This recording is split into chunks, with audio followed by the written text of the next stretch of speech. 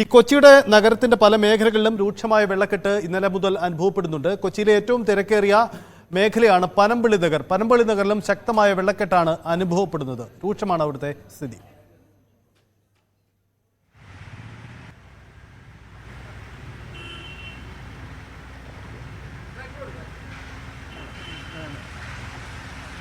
കൊച്ചി നഗരത്തിലെ പല ഭാഗങ്ങളിലും വെള്ളക്കെട്ട് വളരെ രൂക്ഷമായിട്ട് തന്നെ തുടരുകയാണ്. കാരണം മഴ ശക്തമായിട്ട് തുടരുന്നു.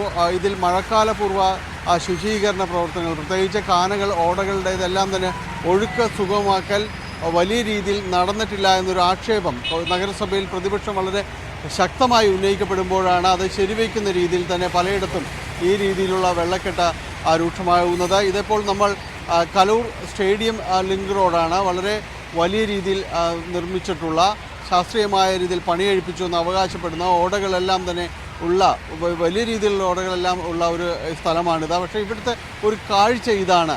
നല്ല രീതിയിൽ മഴ പെയ്തിട്ടുണ്ടെങ്കിൽ ഇതുപോലെ ഈ റോഡിന് അങ്ങേയറ്റം വരെയും ഇതുപോലെ വെള്ളം കെട്ടി നിൽക്കുന്ന ഒരു അവസ്ഥയിലേക്കാണ് കാര്യങ്ങൾ പോകുന്നത്. ഇത് തന്നെയാണ് പനമ്പള്ളി നഗറിലും അതോടൊപ്പം തന്നെ മറ്റ് കലൂർ തുടങ്ങിയ മേഖലകളിലുമുള്ള സ്ഥലങ്ങളിലെല്ലാം തന്നെ ഈ രീതിയിൽ തന്നെ വെള്ളക്കെട്ട് തുടരുന്നുണ്ട്. KSRTC ബസ് സ്റ്റാൻഡ് പരിസരം ഇവിടങ്ങളിലെല്ലാം സമാനമായ സ്ഥിതിയാണ്.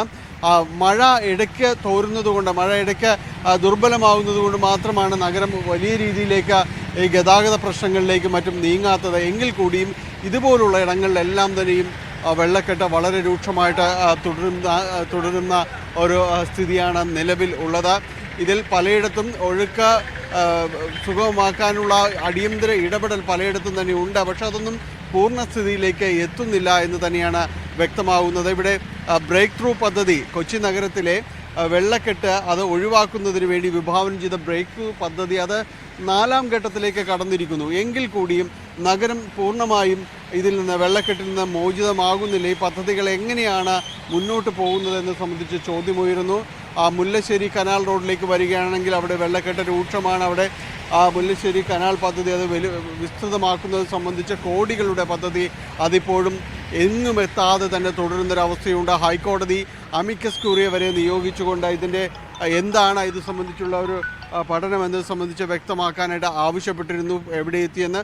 പക്ഷേ അത്തരം കാര്യങ്ങളൊന്നും തന്നെയും എവിടെയും തന്നെ പൂർണ്ണമാകുന്നില്ല എന്നതിൻ്റെ കൃത്യമായ സൂചനകൾ തന്നെയാണ് ഈ വെള്ളക്കെട്ട് ഇപ്പോഴും കൊച്ചി നഗരത്തിൽ തുടരുന്നതിൻ്റെ ചിത്രങ്ങൾ ഇങ്ങനെ തന്നെ തുടരുകയും ചെയ്യുന്നത്. നഗരത്തിൻ്റെ പല ഭാഗങ്ങളിലും ഈ രീതിയിൽ വെള്ളക്കെട്ട് തുടരുക തന്നെയാണ്. അതിൽ കാര്യമായൊരു ഇടപെടലുകൾ ഇനിയും ഉണ്ടാകേണ്ടിയിരിക്കുന്നു എന്നത് തന്നെയാണ്.